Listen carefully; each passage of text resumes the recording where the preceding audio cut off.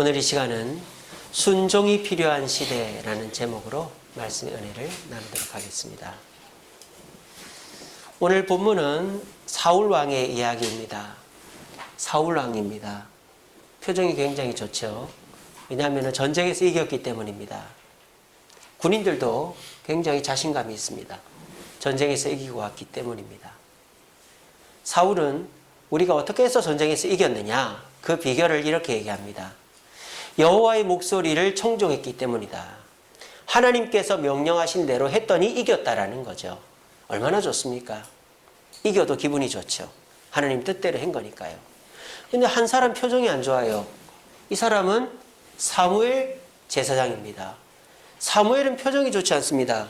아니, 사울이 전쟁에서 이겼고 하나님 목소리를 듣고 하나님 뜻대로 순종해서 이겼다고 하는데 왜 사무엘의 표정이 좋지 않을까요? 사울 왕이 순종을 하긴 했지만 그 순종이 온전한 순종이 아니라 타락한 순종이었기 때문입니다. 아니, 순종이면 다 순종이지 무슨 온전한 순종이 있고 타락한 순종이 있나. 사울의 순종이 어떤 순종인지 한번 봅시다. 첫째로 사울은 논리적 판단에 근거한 순종이었습니다. 오늘 20절 말씀에 보면 그렇게 되어 있습니다. 21절 말씀입니다. 다만 백성이 그 마땅히 멸할 것 중에서 가장 좋은 것으로 길갈에서 당신의 하나님 여호와께 제사하려고 양과 소를 끌어왔나이다 그랬습니다. 자, 전쟁에서 승리하고 하나님은 모든 걸 다 죽이라 그랬어요. 가축도 다 죽이고 사람도 다 죽이라 그랬어요. 그런데 이 사울 왕은 가만히 생각해 보니까 다 죽일 필요가 있나. 이 소나 양은 보니까 때깔도 좋고 좋은데 가지고 와서 우리가 먹으면 되지. 군인들도 나눠주면 되지. 그런 마음으로 끌고 온 거예요. 근데 하나님은 뭐라 그랬어요? 다 죽이라 그랬다 그랬죠? 그러니까 이제 그 말을 거역하는 것이 되잖아요. 그러니까 이 사울이 어떻게 합니까? 빠져나갈 구멍을 만들어 놓습니다. 양과 소를 살려가자고 한 사람이 누구라고 얘기하는 거예요? 오늘 본문에 뭐라고 돼 있어요? 백성이 그렇게 돼 있어요. 백성들이 양과 소를 살려가자고 했겠어요? 누가 살려가자고 했겠어요? 지가 그랬죠. 지가 그래놓고 남 핑계를 대는 거예요. 백성들이 살려가자 그래서 어쩔 수 없이 살려왔습니다. 그러는 거예요. 그리고 또 핑계를 대죠. 뭐 하려고 살려왔다? 그렇죠. 우리 전리품으로 살려온 게 아니고 하나님께 제사 드리려고 좋은 것만 살려왔다. 이거는 자기가 아무리 생각을 해봐도 다 죽이는 거는 너무 낭비다 생각하는 거예요. 그래서 살려오자라고 생각한 거죠. 여기에서 이 순종이 타락해버렸다는 겁니다.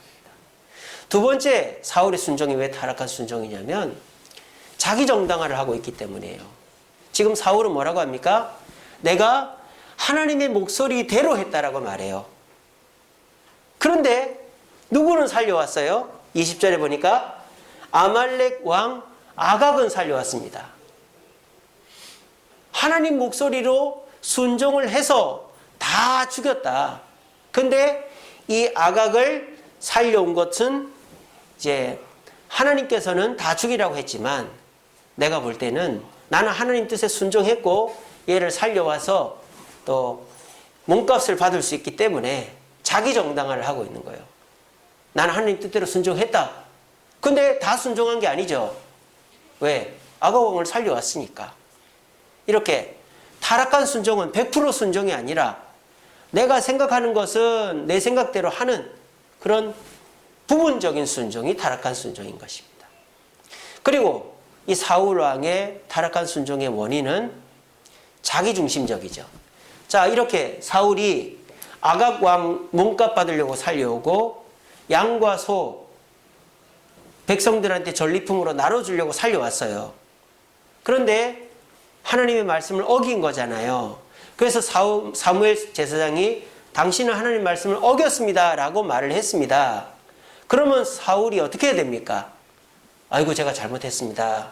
용서했어요. 그럼 하나님이 용서해 줬을까요? 안 해줬을까요? 해주죠. 왜? 앞에도 실수를 한번 했잖아요. 사무엘 제사장이 늦게 와서 제사를 드리고 전쟁을 가야 되는데 전쟁을 못 떠나고 있으니까 이 사울 왕이 자기가 직접 제사를 인도해버린 거예요. 그래서 사무엘이 와서 야단을 치니까 잘못했습니다 그랬어요. 그때는 넘어갔단 말이에요. 하나님은 잘못했습니다 하면 넘어갑니다. 제가 전에도 말씀드렸잖아요. 만약에 아담이 선악과를 먹고 난 다음에 하나님이 부를 때 하나님 잘못했습니다 하면은 우리는 지옥 안 간단 말이에요. 근데 아담이 당신이 만들어준 여자가 먹으라 해서 먹었습니다 했기 때문에 우리가 지옥 가게 생겼다 이 말이에요. 하나님은 한 번 잘못한 것에 대해서 회개하면 아예 없었던 일이 되게 해주신다니까요. 근데 이 사울은요, 사무엘이 당신이 하나님 말씀을 어겼습니다라고 말할 때 뭐라고 한지 아세요? 30절입니다. 사울이 이르되 내가 범죄하였을지라도 내가 범죄를 했어도 뭐라고 합니까? 이제 청하옵나니 내 백성의 장로들 앞과 이스라엘 앞에서 나를 높이사, 자기중심적이죠. 나를 높이사 나와 함께 돌아가소서. 이게 무슨 말입니까? 내 체면 좀 세워달라 이 말이에요. 아무리 내가 잘못했어도 내가 왕 아닙니까? 그러니까 백성들 앞에 가서 손 한번 흔들어 주세요. 우리 왕 잘했다. 우리 왕 최고. 이렇게 한번 해주세요. 그랬단 말이에요. 여기에서 사울은 사단이 납니다. 그래서 어떻게 됩니까? 사무엘이 그렇게 해줍니다. 나가서 우리 왕 최고 해줍니다. 왜? 아각을 죽이려고. 그래서 칼을 빼들어가지고 아각 왕을 죽여버려요. 33절에 보면 사무엘이 이르되 내 칼이 여인들에게 자식이 없게 한 것 같이 여인 중에 내 어미에게 자식이 없으리라 하고 그가 길갈에서 여호와 앞에서 아각을 찍어 쪼개니라 그랬어요.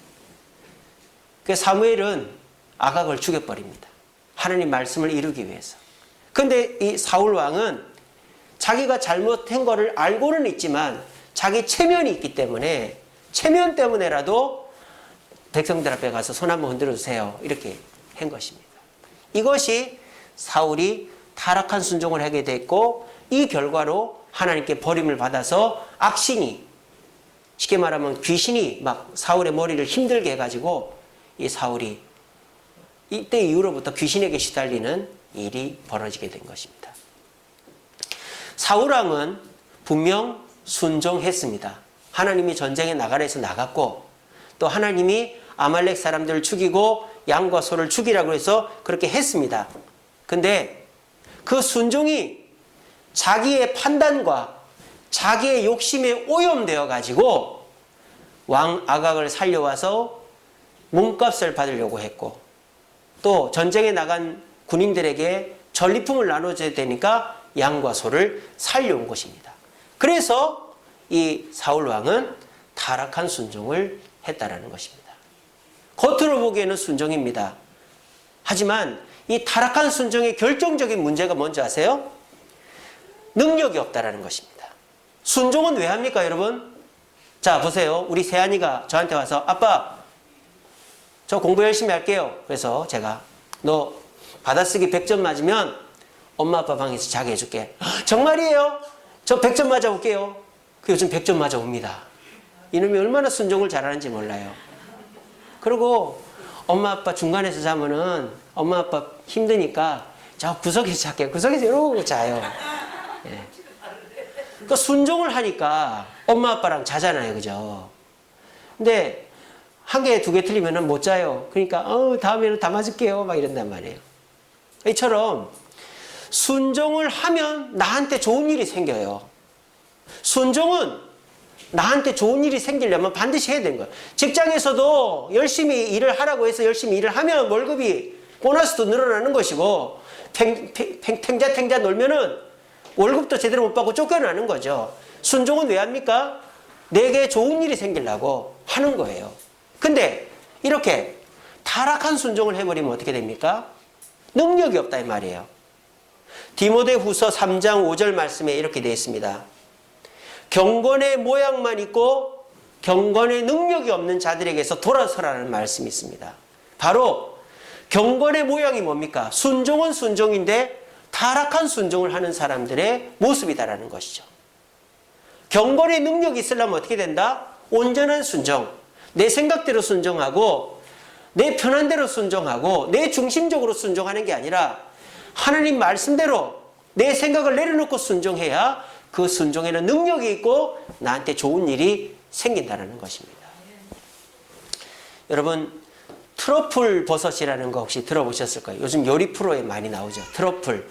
우리나라 말로는 송로버섯이라고 하는데 떡갈나무라는 나무 뿌리에서 기생을 합니다. 근데 그게 엄청 비싸요. 우리나라에서는 나지도 않아요. 저 프랑스나 스페인에서 납니다. 근데 이 송로버섯이 왜 비싸느냐? 송로버섯은 땅을 파야 돼요. 보통 버섯은 나무에 달리잖아요. 근데 이 송로버섯은 뿌리에 되기 때문에 땅을 파야 돼요. 그러니까 사람이 육안으로 송로버섯을 캘 수 있어요, 없어요? 없어요. 그러니까 송로버섯 어떻게 캐는지 아세요? 개가 캡니다, 개가. 송로버섯 냄새를 맡게 해주면 개가 흥흥 하고 다니다가 송로버섯이 있는 나무 뿌리를 막 파요. 그럼 거기를 파보면은 시커먼 이런 돌덩이 같은 송로버섯이 나와요. 그게 얼마나 귀하냐면요. 그거를 우리는 보통 우리 일릉이, 이송이 뭐 이러잖아요. 그런 거 그냥 썰어서 반찬도 해먹고 국에도 넣어 먹고 하잖아요. 송로버섯은 채를 썰어요. 이렇게 막. 이렇게 가루를 내가지고 그냥 음식 위에다 조금 덮어가지고 먹을 정도로. 금가루라고 생각하시면 됩니다. 금가루. 왜 송로버섯이 비싸냐? 양식이 안 돼, 양식이. 그래서 사람이 어떻게 키울 수가 없어요. 자연산밖에 없어요. 근데요, 이 송로버섯도요, 이 겉은 까만데 속은 하얗거든요. 그래서 사람들이 겉은 까만데 속은 하얀 그것을 아, 이거 귀하고 좋은 거다 하고 산단 말이에요. 그러면 속고 사는 거예요. 진짜 송로버섯은 속이 까맣습니다. 여러분들도 잘 알아두세요. 물론 여러분 그거 사실 일은 없겠지만 속이 허연 송로버섯은 여름 송로버섯입니다. 그거는 가격이 3분의 1밖에 안 돼요. 현 시세로 10만 원 합니다. 그것도 비싸죠, 그죠? 그런데 겨울 송로버섯이, 버섯은 겨울 버섯이 좋잖아요. 양분을 다 뽑아 놓으니까. 그래서 겨울 송로버섯은 안이 새카매요. 제가 이제 TV에서 봤는데 진짜 딱 짜게니까 완전히 다르더라고요. 그거는 30만 원 합니다. 30만 원. 그래서 모르는 사람은 화이트 트러플 버섯이라 해가지고 그걸 비싸게 산단 말이에요. 화이트는 향이나 영양이 훨씬 적어요. 여름 거는. 왜냐하면 잎이나 줄기로 다 영양분이 빠져나가기 때문에. 근데 겨울 거는 다 뿌리로 영양분이 모이기 때문에 송로버섯 중에서 제일 비싼 버섯이 시커먼, 속이 시커먼 겨울 송로버섯입니다. 제가 이 말씀을 왜 드리냐면 우리의 순종도 똑같단 말이에요. 겉으로 볼 때 순종합니다. 그런데 내 생각대로 순종하고 내 편한 대로 순종하고 내 이익이 되는 대로 순종하면 내 욕심대로 순종하면 그거는 10만 원짜리 트러플 오일과 똑같다 이 말이에요. 별 능력이 없어요. 맛도 없어요. 그런데 우리가 온전한 순종을 하면은 30만 원짜리 아니 100만 원짜리 귀한 송로버섯과 똑같다 이 말입니다. 이처럼 저와 여러분들이 나는 교회 나오는데 헌금하는데 봉사하는데 왜 나한테는 하나님의 기적이 역사가 일어나지 않지? 혹여나 내가 내 생각대로 신앙생활하고 내 중심적으로 봉사하고 내가 좋을 때만 하나님께 순종하는 그런 타락한 순종의 모습을 갖고 있지는 않는지 우리 자신을 돌아봤으면 좋겠습니다. 뭐 그렇게 해도 겉으로 볼 때는 다 순종하는 것 같아요. 왜 겉으로 안 써 있으니까. 교회 나오고 헌금하고 봉사하고 하면 저분은 정말 잘하는 분이야. 근데 그 사람 속마음을 모르잖아요. 그 사람이 진짜 온전한 11조를 하는지 그 사람이 온전한 예배를 드리는지 그 사람이 온전한 봉사를 하는지 우리는 모르잖아요. 근데 누구는 다 아셔요? 하나님은 다 아시는 겁니다. 그 사람이 헌금이 작아도 정말 힘든데 헌금하면 그 사람은 진짜 겨울철 트러플이 되는 거예요. 그 사람이 정말 시간이 없고 몸이 아픈데 예배를 사모하고 나오고 예배 드린다. 진짜 겨울 트러플이 되는 거예요. 그 사람이 정말 자기가 먹고 쓸 돈도 없는데 남을 섬긴다.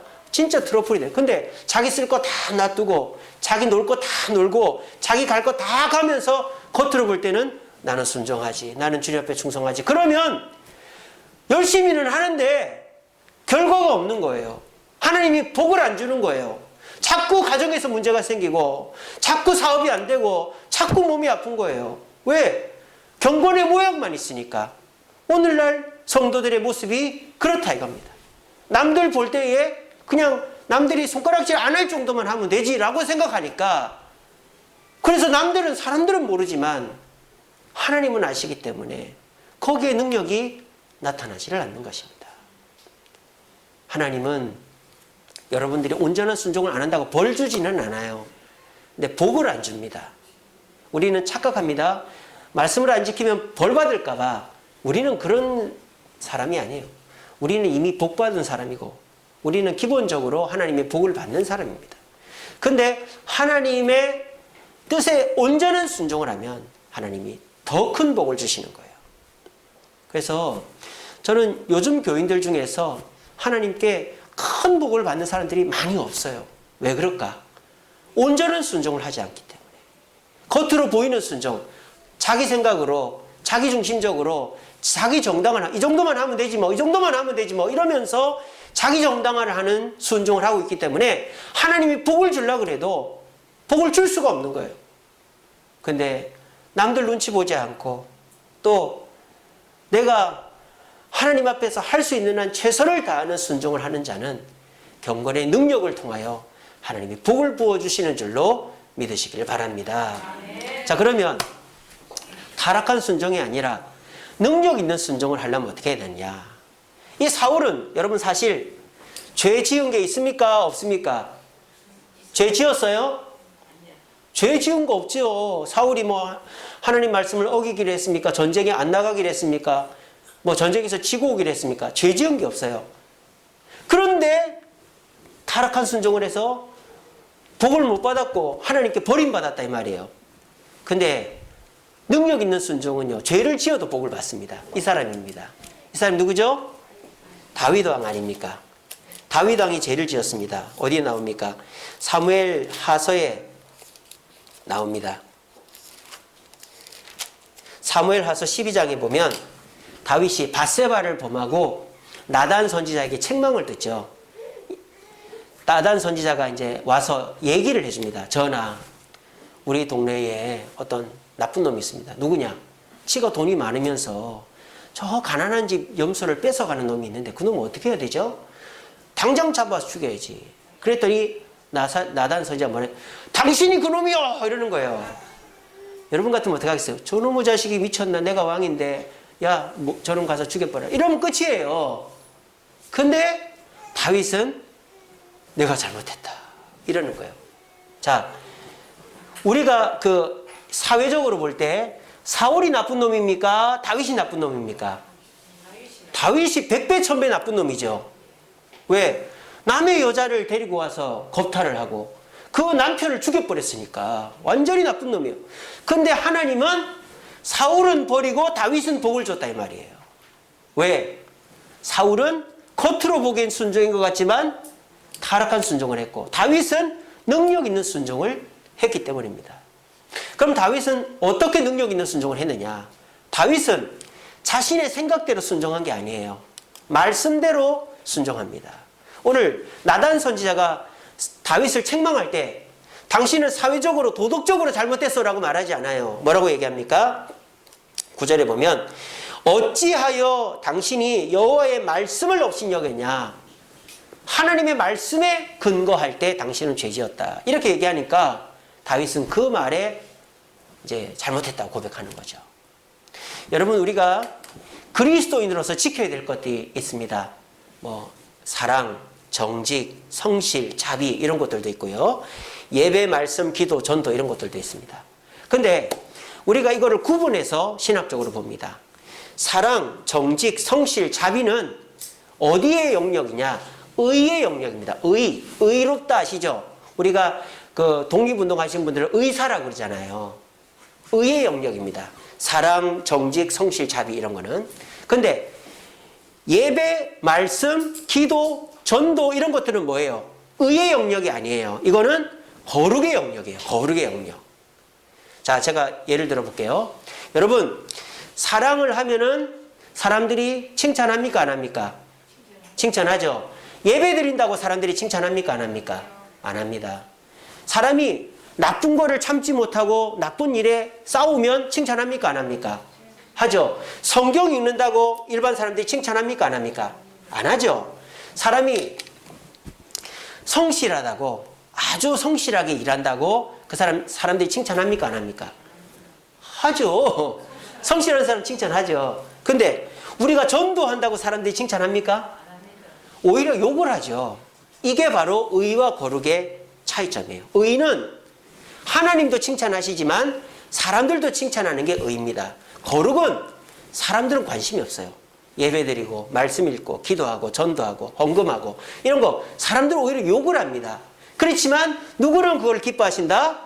하나님은 기뻐하신다. 이게 거룩의 영역이다. 지금 말씀으로 자신을 판단하는 것은 의의 영역입니까? 거룩의 영역입니까? 거룩의 영역이다 이 말이에요. 하나님이 원하시는 것을 하겠다라는 거죠. 그래서 하나님은 거룩한 자를 축복하십니다. 왠지 아십니까? 하나님 뭐라 했습니까?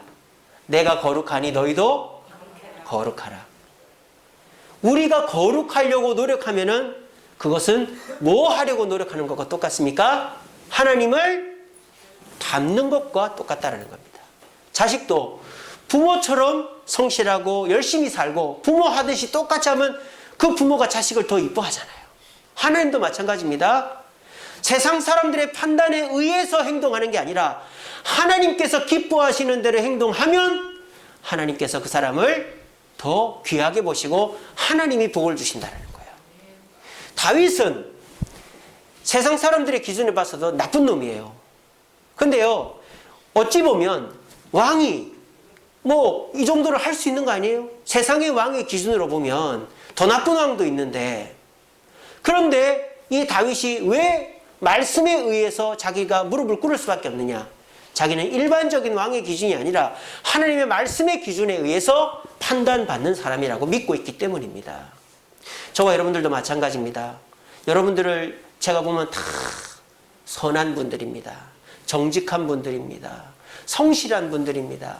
사랑이 많은 분들입니다. 하나님 그거를 귀하게 보십니다. 근데요, 하나님이 이 의의 영역보다 더 귀하게 보시는 것은 예배를 잘 드리느냐, 기도를 잘 하느냐, 전도하고 헌금하느냐, 말씀에 의해서 나의 잘잘못을 판단하느냐를 하나님은 귀하게 보신다는 거예요. 그래서 말씀에서 순종하라고 했으니 순종하고, 말씀에서 하지 말라고 하면 안 하고, 이렇게 된 사람은 온전한 순종을 할 수 있게 된다는 것입니다. 너무 복잡하게 생각하지 마세요. 아, 내가 이렇게 하면 사람들이 뭐라고 하겠지? 내가 이렇게 하면 손해볼 텐데. 이러지 말고 3초의 법칙이 있지 않습니까? 3초 만에 하라고. 그냥 말씀에 나와 있으면 그냥 하는 거예요. 안식일을 기억하여 거룩히 지키라. 거룩히 지키고 부모를 공경하고, 하나님이 하라고 한대로 오리를 가자면 십리를 가고, 또 오른쪽 뺨을 때리면 왼쪽 뺨도 대고, 하나님이 하라는 대로 하는 거예요. 깊게 생각하지 마시고. 그러면은 하나님께서 해결해 주시고 갚아주시는 거예요. 그런 순종이 30만 원짜리 트러플이 되고 하나님의 능력을 받는 경건이 되는 것입니다. 오늘 이 자리에 오신 저와 여러분, 너무 복잡하게 생각하지 마세요. 사람들 눈치 보지 마세요. 그저 말씀에 나와 있으면 죽이 되든 밥이 되든 그 길을 간다 생각하시면서 말씀의 판단에 의해 순종하심으로 능력 있는 순종, 복된 순종하는 저와 여러분들 되시기를 간절히 바랍니다. 그리고 이 다윗이요, 이제 죄를 지었잖아요. 그런데 이 죄를 지으면서 다윗은 철저하게 회개합니다. 다윗의 인생에서 이러한 일은 2번 반복되지 않습니다. 다윗이 많은 실수를 저질렀어요. 바세바를 범하고, 그리고 인구조사를 하고, 뭐 그런 식으로 다윗이 실수를 저질렀지만 같은 일을 2번 한 적은 한 번도 없어요. 여러분, 범죄는 어떨 때 이게 범죄로 이어질까요? 2번 하면 범죄로 이어지는 겁니다. 초범은요, 정상 참작이 되고 집행유예가 되고 벌을 안 줘요, 초범은. 근데 재범부터가 문제가 되는 거예요. 그리고요, 범죄자가 어떻게 해서 잡히는 줄 아세요? 그 죄를 끊을 수 없으면 잡히는 거예요. 마약 중독자가 왜 마약 잡힙니까? 한 번 맞는 마약 중독자는 없어요. 계속 맞으니까 걸리는 거예요. 도둑놈이 왜 잡힐까요? 한 번 도둑질하면 또 도둑질하기 때문이에요. 한 번 도둑질한 거는 못 잡아요. 그 경찰들이요, 이렇게 도둑을 잡을 때 어떻게 합니까? 현장에 잠복을 하죠. 왜? 반드시 나타납니다. 도둑질하는 사람은 도둑질 외에는 먹고 살 길이 없어요. 성실하게 일을 할 수가 없어. 그러니까 자기가 도둑질한 거를 다 쓰고 나면 또 도둑질을 해야만 사는 거예요. 그러니까 또 도둑질할 때 잡히는 거예요. 제가 이제 새벽기도 차량 운행을 하면서 접촉사고가 난 적이 있어요. 그래서 요번에 보험료가 올라갔거든요. 그래서 희한하다, 이상하다. 저 차가 왜 갑자기 튀어나왔고 젊은 애들이 이 새벽 5시에 왜 5명이나 꽉꽉 차있지? 이상했는데 어쨌든 뭐 그러니까 보험 처리를 다 했습니다. 근데 경찰서에서 전화가 왔어요. 혹시 언제 사고 나지 않으셨어요? 그러는 거예요. 예, 사고 났습니다. 그러니까 혹시 그 이상하지 않으셨어요? 그러더라고요. 예, 좀 이상하던데요. 보험 사기입니다. 그러더라고요. 그러니까 그 젊은 애들이 보니까 한 사람은 렌터카 사장이고 나머지 애들은 이렇게 음식 배달하는 애들 있잖아요. 그거 하는 애들인 거예요. 근데 애들이 그렇게 하니까 힘들잖아요. 그러니까 그 렌터카 사장하는 친구가 야, 돈 벌게 해줄게. 다 차 타라. 그래가지고 꽉꽉 타고는 그렇게 새벽에 서로 조금 부주의할 때 차를 심하게 부딪히잖아. 옆에 살짝 탁 부딪히고는 키스만 나는 거예요. 근데 그게 벤츠였어요. 탁 흠집 나고는 자기들은 그냥 보험 청구만 받고 그냥 깔끔하게 처리해버리고 그렇게 하는데 그게 한 번에 끝났으면 되는데 그게 버릇이 되니까 두세 번 더 한 거예요. 그래 걸린 거예요. 그래서 이게 경찰서가 진술을 하다 보니까 저하고 사고 난 것까지 이어진 거예요. 그러니까 범죄라는 것은요, 한 번이 끝나면은 그거는 크게 범죄가 되지 않는데 이게 계속 이어지니까 그런 겁니다.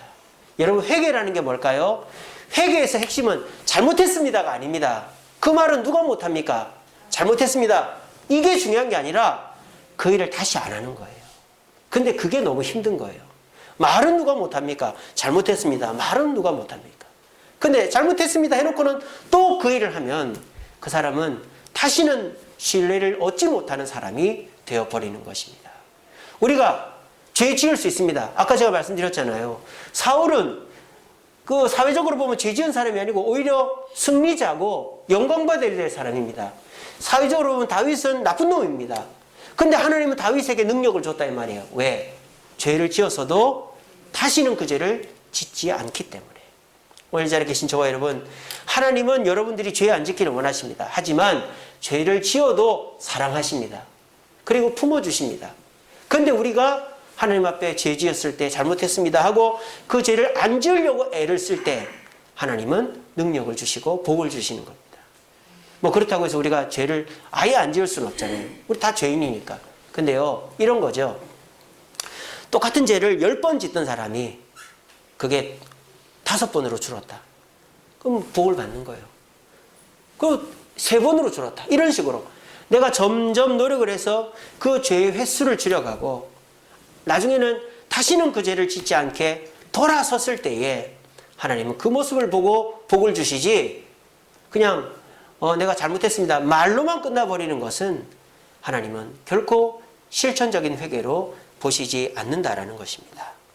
여러분, 하나님은 죄를 물어는 보시지만 회개하는 자의 죄는 잊어버려 주시는 분입니다. 그런 하나님의 선한 성품을 기억하시고 우리가 잘못을 하더라도 하나님 뜻에 순종하고 또 하나님께 회개하고 온전한 순종을 함으로 능력 있는 성도들 되시는 저와 여러분 되기를 간절히 바랍니다. 마지막으로 이 다윗은 죄를 지었음에도 왜 능력 있는 순종을 했는가? 남의 말을 들었기 때문이에요.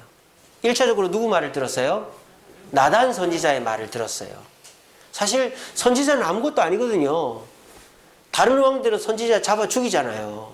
잡아 죽여도 됩니다. 아무것도 아닌데 이 아무것도 아닌 사람 앞에서 벌벌 떨고 있는 게 다윗입니다. 우리가요, 남의 말을 들으면 죄를 2번 짓지 않습니다. 어떤 사람이 죄를 2번 지을까요? 아니야, 저 사람이 틀리고 내가 맞아. 자기중심적인 생각에 빠져 있으면 죄에서 빠져나올 수가 없어요. 근데 남이 하는 얘기를 귀 기울이는 사람은 자기 죄에서 빠져나오고 뿐만 아니라 하나님도 귀하게 보시고 복을 주시는 것입니다. 죄는 사탄이 나를 내 속에 가둘 때 일어나게 됩니다.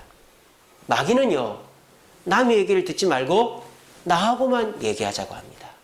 나하고만 얘기하자. 마귀는 저 사람도 필요 없고 저 사람도 필요 없고 내가 다 가르쳐 줄게. 내가 다 해결해 줄게. 그러니까 우리가 주변에서 사람을 만나도 내가 다 해줄게. 이런 사람 믿지 마세요. 저 사람한테도 물어보고 이 사람한테도 물어봐. 이렇게 하는 사람 믿으세요. 나만 믿어. 내가 다 해줄게. 이런 사람은 굉장히 위험한 사람입니다.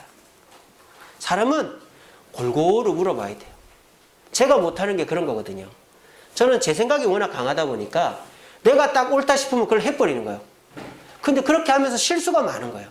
근데 제가 이번 건축하면서도 그렇지만은 여러 사람들의 말을 듣는 겁니다. 우리 장로님, 또 건축위원들, 우리 성도님들 말을 듣고 제가 제 생각을 내려놓고 하니까 일이 더 잘 되는 거예요.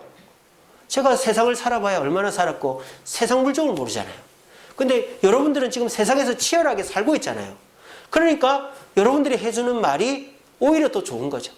그래서 제가 우리 장로님께 꼭 물어보고 여러분들한테 물어보고 하면 그 일이 더 잘 되더라고요. 이게 뭡니까? 남의 말을 수용하고 하나님의 말씀을 수용하는 자가 능력을 받는 겁니다. 저는 그래서 이렇게 생각합니다. 상대방의 조언은 금과 같다. 하지만 내 고집은 똥과 같다. 여러분 꼭 그렇게 기억하십시오. 내 고집은 똥이요, 남의 말은 금이다. 그렇게 생각하시고 평소에 나랑 관계가 안 좋은 사람일수록 그 사람의 말은 금이다 생각하십시오.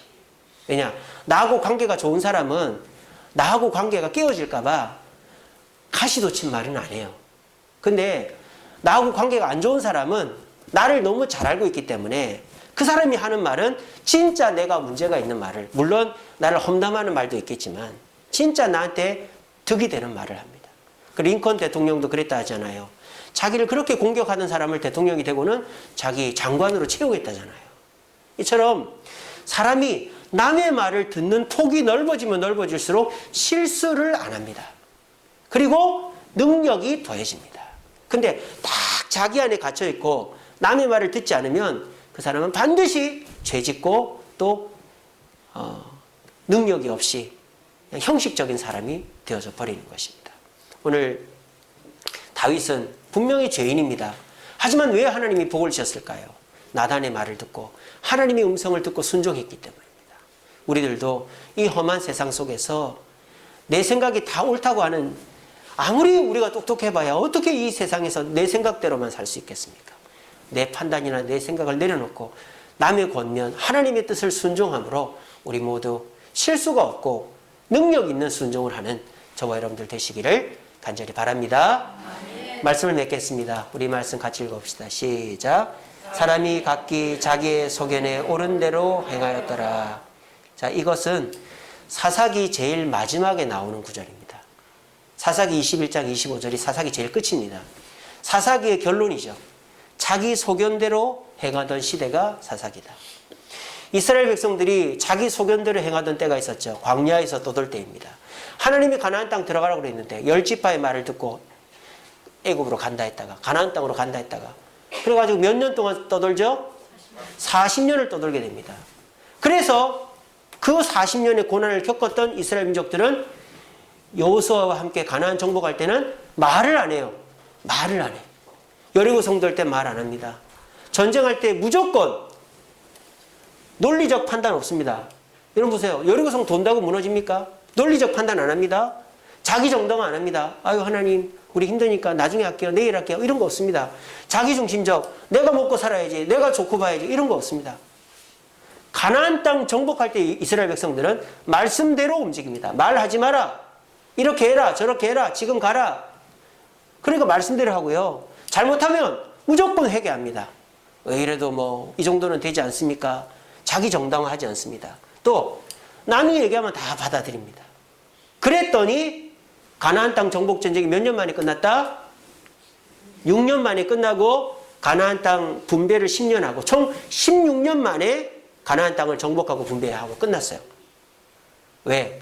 40년의 고난을 겪고 깨달은 게 있거든요. 순종만이 살 길이다.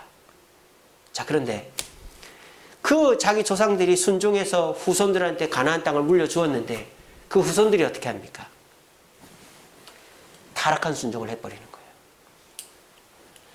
산에 가나안 족속들이 숨어 살고 있었습니다. 근데 하나님은 그들 다 죽이라고 했습니다. 근데 생각해보니까 거기까지 가서 전쟁하는 게 너무 힘들다 이거죠. 그래서 내버려뒀어요. 그리고 가나안 땅에서는 뭘 해야 됩니까? 농사를 해야 됩니다. 가나안 땅은 농토니까. 근데 이스라엘 백성이 농사할 수 있어요, 없어요? 농사해 본 적이 없습니다. 근데 누구는 농사를 할 수 있어요? 가나안 민족은 농사를 할 수 있습니다. 그러니까 산에 숨어 있는 사람들 안 죽일게 일로 와 해가지고 이거 농사 좀 해줘. 너희들 먹을 거 떼줄게. 그렇게 시키는 거예요. 그게 1년, 2년, 10년, 20년 갔습니다. 그러면서 농사를 시키고 또 그래도 하나님께 제사도 드리고 했겠죠. 율법도 지키고. 그러면서 뭐라고 생각합니까? 그래, 이거는 잘못된 게 아니야. 우리도 먹고 살아야지. 저 사람들도 봐. 이제는 말 잘 듣네. 같이 살아도 돼. 이게 뭐예요? 사사기 시대의 이스라엘 여호수아의 후손들은 타락한 순종을 한 것입니다. 그랬더니 40년의 10배, 450년의 고난의 시기가 사사시대인 거예요. 우리들도 그렇게 될 수 있습니다. 우리 6, 70년대 신앙의 우리 선배들을 보십시오. 여러분 부모님 세대의 선배들. 하나님이 말씀하면 그대로 순종합니다. 그때 당시에 뭐 대학 교수가 있습니까? 대학 졸업, 교회에 그런 사람 없잖아요. 글도 모르는 사람도 있는데. 근데 그런 사람들이 교회 와서 설교 듣고 아멘하고 말씀대로 사니까 결혼하고 직장만 하고 자식 대학 보내고 다 살 만큼 살잖아요. 이게 뭐예요? 그게 능력이에요. 내 머리로 신앙생활 하는 게 아니라 순종으로 신앙생활 하는 게 능력이에요. 근데 요즘 그리스도인 보세요. 웬만하면 다 대학 나왔습니다. 얼마나 똑똑한지 몰라요. 집도 있고 차도 있고 직장도 좋고. 근데 순종을 안 해. 교육하라면 안 오고 헌금하라면 안 하고 봉사하라면 안 하고 주일날 예배만 빼꼼 드리고 집에 가고. 타락한 순종을. 그러니까 그 순종에는 능력이 없는 거죠. 교회 와도 재미가 없고 말씀 읽어도 깨달음이 없고 기도에도 응답이 없고. 그러니까 신앙생활이 점점 나태해지고 예수님께 하나님께 기대하는 게 없어지는 것이죠. 그렇게 되면 어떻게 될까요? 부모 세대에 40년 방황했다면 후손들이 400년 동안 사사시대를 겪은 것처럼 지금의 타락한 순종을 하는 성도들은 아마도 주님 오실 때까지 방황하고 능력 없는 껍데기 신앙생활을 하게 될 수도 있습니다. 여러분, 우리가 지금이 왜 순종이, 오늘 설교의 제목이 순종이 필요한 시대 아닙니까? 지금이 왜 순종이 필요한 시대인 줄 아세요? 한치 앞을 모르잖아요. 여러분, 이 코로나 시대를 예상할 수 있는 분 계십니까? 어떤 사람은 내년 겨울이나 돼야 코로나가 끝날 것이다. 어떤 사람은 내년 여름에 되면 끝난다. 뭐 다 어떤 사람 백신이 나오면 끝난다. 또 이제는 언택트 사회로 접어들었다. 아예 세상이 바뀌었다. 이제는 해외여행도 안 가고 이제 해외 공장도 다 철수하고 아예 세상이 바뀌었다. 뭐 그렇게 얘기하는 사람도 있습니다. 여러분 어떻게 생각하십니까? 이런 시대에 뭐 학자들 말 듣고 내 생각대로 하면은 반드시 실수할 일이 많이 생긴다 이 말이에요. 이럴 때일수록 더 뭐가 필요하다? 순종이 필요하다는 것입니다. 제가 한 가지 뭐 희망적인 얘기일 수도 있고 제가 이제 들은 얘기를 하나 해드리겠습니다. 지금 미국이나 뭐 다른 나라에서는 백신을 개발하는 데 열중하고 있잖아요. 또 우리나라는 백신을 개발하지 않습니다. 우리나라는 코로나 치료제를 개발하고 있습니다. 지금 삼성 바이오로직스라는 회사하고 셀트리온이라는 회사에서 코로나 치료제를 개발하고 있어요. 왜 그러느냐? 신종플루라는 이제 감기가 닥쳤을 때에 백신이 나왔는데 그걸 맞아도 신종플루에 걸리는 거예요. 그래서 신종플루 백신이 나와도 신종플루가 안 끝났어요. 근데 신종플루가 언제 끝났어요? 뭐가 나오고 나서 끝났어요? 타미플루가 나오고 끝났어요. 타미플루가. 그 지금 신종플루 걸립니까? 안 걸립니까? 걸리죠. 저희 집에도 애 하나 걸리면 다 걸려요. 우리 애들 다. 그러면 큰일 났네요. 죽겠네요. 아니죠. 병원 가서 타미플루 5일 동안 먹으면 다 나아요. 이게 뭐예요? 치료제의 힘인 거예요. 근데 왜 다른 나라는 백신만 하고 치료제를 못하? 코로나를 연구를 하지 않은 거예요. 다른 나라들은. 우리나라는 코로나를 연구한 거예요. 한국과학기술원에서 코로나 특허를, 코로나 이제 그 논문을 낸 게 세계 1위입니다, 지금. 제일 많이 냈어요. 그러니까 기술이 축적되어 있으니까 치료제를 만들 수가 있는 거예요. 그래서 지금 삼성바이오로직스는 송도에다가 셀트리온도 새 3공장을 짓고 있습니다. 문재인 대통령이 가서 연설도 하고. 그래서 뉴스에 나기를 지금 임상 2단계까지 갔다는 거죠. 근데 백신은요, 건강한 사람한테 코로나를 주입해가지고 그 사람이 살아남나 안 걸리나 그걸 보는 거잖아요. 그러니까 그거 하려는 사람이 있겠어요, 없겠어요? 아니, 누가 멀쩡한데 코로나 그 약을 내 몸에 넣으려고 하는 사람이 많이 없잖아요. 그러니까 임상실험이 힘들어요, 백신은. 근데 치료제는 임상실험이 쉬워요. 왜? 코로나 걸린 사람한테 이건 치료해 줄 테니까 한번 맞아볼래요? 맞으려고 그러죠, 다들. 그러니까 이 임상실험은, 치료제 임상실험은 시간을 당길 수 있다 이 말입니다. 그래서 지금 이제 센티리온이나 바이오로직스는 빠르면 내년 1월 달에 고위험군, 지금 걸린 사람들이나 어르신들부터 마치고 내년 3월부터는 이제 일반인들이 접종할 수 있는 치료제를 내겠다 이러는 거예요. 그러니까 희망적인 얘기입니다, 여러분. 그대로 될지 안 될지는 모르겠어요. 근데 어쨌든 뉴스에 난 거니까 제가 말씀드리는 거예요. 근데 스위스에서 타미플루를 만들었지 않습니까? 그 제약회사는 연 매출이 삼성이랑 똑같습니다. 우리나라에서 센트리온이나 바이오로직스에서 만약에 그 치료제를 만드는데 그게 잘 팔리면 우리나라에 삼성 같은 기업이 하나 더 생기는 거예요. 얼마나 좋은 일입니까? 여러분, 그렇게 세상이 바뀔 수도 있어요. 저는요, 목사의 관점에서 언택트 사회는 오지 않는다고 봅니다. 왜냐? 그러면 선교를 할 수가 없어요. 땅끝까지 복음을 전할 수 없어요.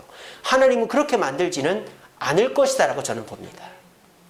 저는 그렇게 믿습니다. 언택트가 되면 선교를 할 수가 없어요. 그래서 이 코로나는 반드시 치료제가 나오고 극복이 된다고 저는 봅니다. 그리고 이 코로나가 백신이 아니라 치료제가 개발이 되어서 극복되지 않을까 저는 그렇게 믿고 여러분들도 그렇게 기도해 주세요. 그리고 이왕이면 우리나라에서 치료제가 나올 수 있도록 기도해 주시길 바랍니다. 그리고 우리 교회도 어떻습니까? 내년 5월에 입당하고 6월에 입당 감사배를 드립니다. 이대로만 되면 시기가 딱 맞죠? 우리가 전도하면은 사람들을 데리고 올 수 있는 것입니다. 그러니까 저는 그렇게 기도하고 있습니다. 여러분, 이처럼 세상은 어떻게 바뀔지 몰라요. 그런데 우리가 내 판단만 믿고 내 살 길만 찾고 하면은 결국은 기회가 와도 그 기회를 못 잡고 하나님의 능력을 경험하지를 못하는 것입니다. 오늘날 세상은 다 각자의 소견대로 살아가는 세상입니다. 마귀가 원하는 세상이죠. 다 혼자 자기만 살게끔 하는 거예요. 그 마귀가 각계격파를 하는 거죠. 1인당 마귀 3마리씩 보내가지고 괴롭혀가지고 망하게 만들고 우울하게 만들고 죽게 만들고. 우리는 모여야 되는 겁니다. 의논해야 되는 겁니다. 남의 말을 들어야 되는 겁니다. 말씀을 들어야 되는 겁니다. 주님 앞에 회개해야 되는 것입니다. 그러면 하나님이 능력을 주셔서 어떤 위기도 극복하게 하는 능력 있는 그리스도인이 되는 것입니다.